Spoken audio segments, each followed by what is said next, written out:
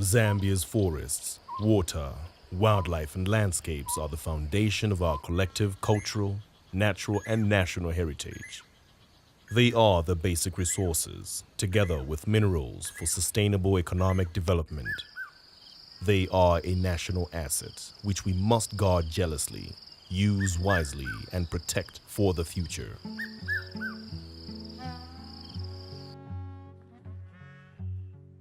Zambia has over 237 different types of mammals, 760 different types of birds, and many types of trees.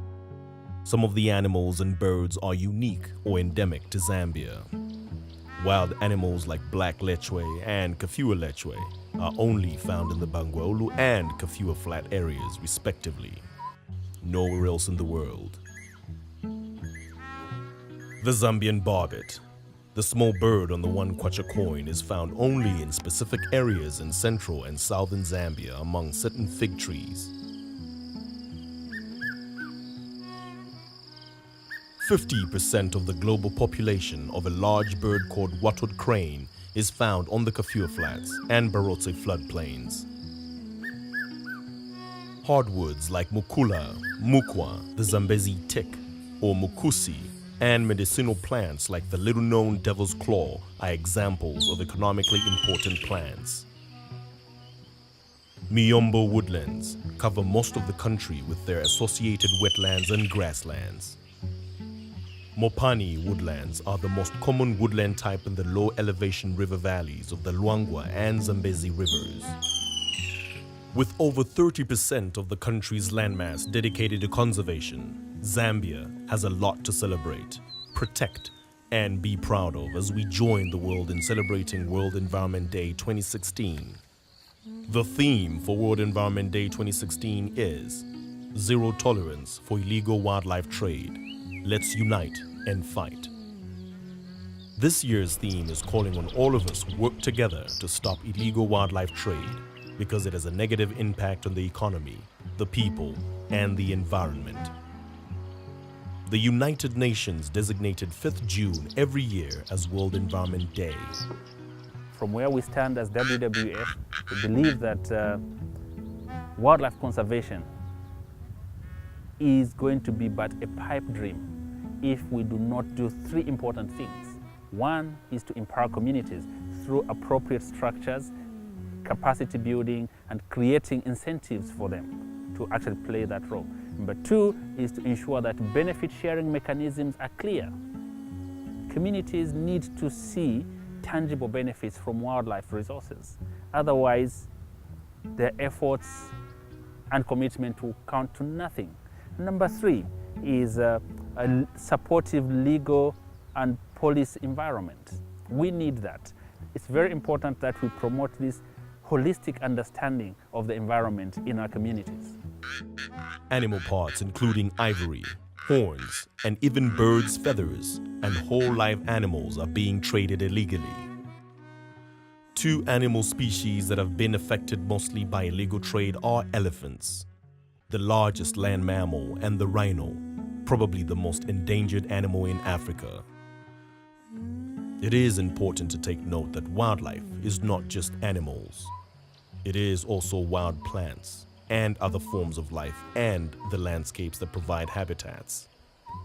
These places of scenic beauty in the mountains and valleys and their forests, plains and wetlands that have inspired all of us and our cultures for generations.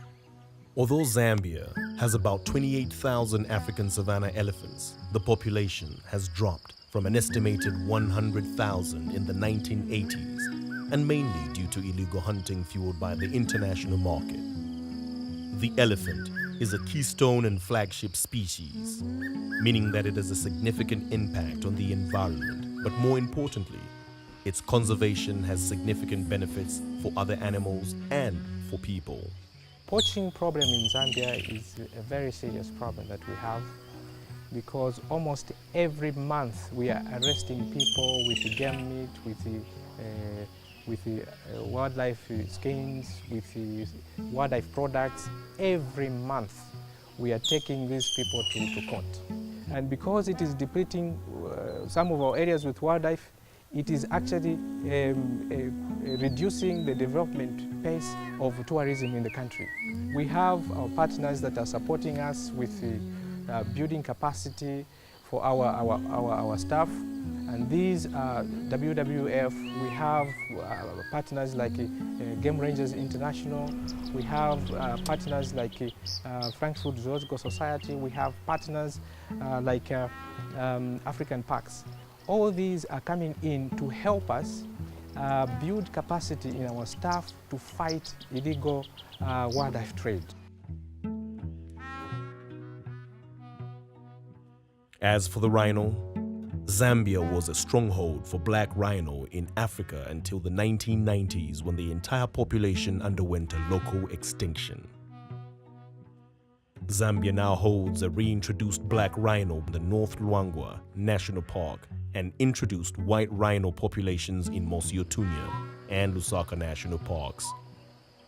Wildlife contributes to tourism, as it is one of the main attractions for local and foreign tourists to Zambia. Tourism contributes 7% of government revenue. Wildlife-based tourism creates about 10% of jobs in Zambia, even in remote areas. Tourism is critical to diversifying the national economy away from copper. This is why it is identified as an area of economic growth in development plans, including Vision 2030. Wildlife is also part of the balance of nature, which creates many social and environmental benefits.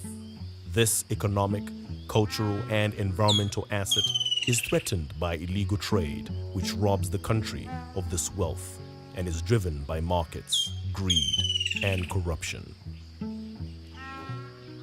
This is why wildlife-related crimes are now being considered as serious economic crimes and crimes against the environment. Government is aware of the challenges of sharing landscapes with wildlife. Every year, some wild animals such as elephants damage crops and sometimes take human life.